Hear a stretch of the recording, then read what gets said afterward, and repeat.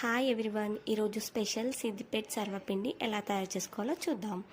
ఒక తట్టలో 2 కప్పుల బియ్యపిండి వేసుకొని పచ్చిమిరపకాయల పేస్ట్, కొత్తిమీర, 2 తరిగిన ఉల్లిపాయలు వేసుకోవాలి. దాంట్లోనే ఒక హాఫ్ స్పూన్ అల్లం వెల్లుల్లి పేస్ట్ వేసుకోవాలి.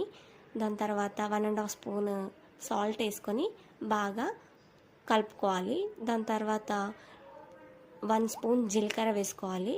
చుట్టూరుగా చల్లుకోవాలి, గుర్తుపెట్టుకోండి. దాని తర్వాత పసుపు వేసుకోవాలి, 1 స్పూన్. కరివేపాకు వేసుకోవాలి. మా సైడ్ అయితే కరివేపాకు అంటాము. కరివేపాకుని మొత్తం పిండిలో మిక్స్ చేసుకోవాలి, బాగా అంతటా కలిసేలాగా. కొంచెం వాటర్ జీలకరించుకొని మొత్తం ముద్దలాగా చేసుకోవాలి, చపాతీ పిండిలాగా.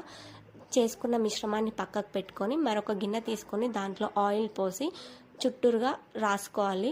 ఇప్పుడు ఒక చపాతి ముద్ద కన్నా పెద్ద సైజు ముద్ద తీసుకొని బగోన్లో చుట్టూరుగా పెట్టుకోవాలి. మొత్తం గిన్నె నిండా పలుచగా పరుచుకోవాలి. దొడ్డుగా అయితే కొంచెం క్రిస్పీగా ఉండదు, లావుగా పెట్టకండి, కొంచెం పలుచగానే పెట్టండి, క్రిస్పీగా ఉంటుంది. చుట్టూరుగా చిన్న రంధ్రాలు పెట్టుకొని దాంట్లో ఆయిల్ పోసి స్టవ్ ఆన్ చేసి ఈ గిన్నెను స్టవ్ పైన పెట్టి మీడియం ఫ్లేమ్లో ఒక 10 to 15 మినిట్స్ పెట్టండి. దాని తర్వాత మంచిగా క్రిస్పీగా ఒక సైడ్ వేగుతుంది. దాని తర్వాత ఫ్లిప్ చేయండి. మంచిగా ఫ్లిప్ చేసుకోండి, మాలాగా ఫ్లిప్ చేయకండి. మంచిగా సెకండ్ సైడ్ కూడా మంచిగా కాల్చి ఇంకో ప్లేట్లోకి సర్వ్ చేసుకుంటే వేడి వేడి క్రిస్పీ. హాయ్ ఎవ్రీవన్, ఈరోజు స్పెషల్ సిద్దిపేట సర్వపిండి ఎలా తయారు చేసుకోవాలో చూద్దాం. ఒక తట్టలో 2 కప్పుల బియ్యపిండి వేసుకొని పచ్చిమిరపకాయల పేస్ట్, కొత్తిమీర, 2 తరిగిన ఉల్లిపాయలు వేసుకోవాలి. దాంట్లోనే ఒక హాఫ్ స్పూన్ అల్లం వెల్లుల్లి పేస్ట్ వేసుకోవాలి. దాని తర్వాత 1.5 స్పూన్ సాల్ట్ వేసుకొని బాగా కలుపుకోవాలి. దాని తర్వాత 1 స్పూన్ జీలకర్ర వేసుకోవాలి, చుట్టూరుగా చల్లుకోవాలి, గుర్తుపెట్టుకోండి. దాని తర్వాత పసుపు వేసుకోవాలి, 1 స్పూన్. కరివేపాకు వేసుకోవాలి. మా సైడ్ అయితే కరివేపాకు అంటాము.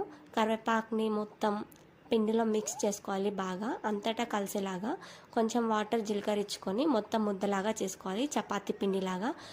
చేసుకున్న మిశ్రమాన్ని పక్కకు పెట్టుకొని మరొక గిన్నె తీసుకొని దాంట్లో ఆయిల్ పోసి చుట్టూరుగా రాసుకోవాలి. ఇప్పుడు ఒక చపాతీ ముద్ద కన్నా పెద్ద సైజు ముద్ద తీసుకొని బగోన్లో చుట్టూరుగా పెట్టుకోవాలి. మొత్తం గిన్నె నిండా పలుచగా పరుచుకోవాలి. దొడ్డుగా అయితే కొంచెం క్రిస్పీగా ఉండదు, లావుగా పెట్టకండి, కొంచెం పలుచగానే పెట్టండి, క్రిస్పీగా ఉంటుంది. చుట్టూరుగా చిన్న రంధ్రాలు పెట్టుకొని దాంట్లో ఆయిల్ పోసి స్టవ్ ఆన్ చేసి ఈ గిన్నెను స్టవ్ పైన పెట్టి మీడియం ఫ్లేమ్లో ఒక 10 to 15 మినిట్స్ పెట్టండి. దాని తర్వాత మంచిగా క్రిస్పీగా ఒక సైడ్ వేగుతుంది. దాని తర్వాత ఫ్లిప్ చేయండి.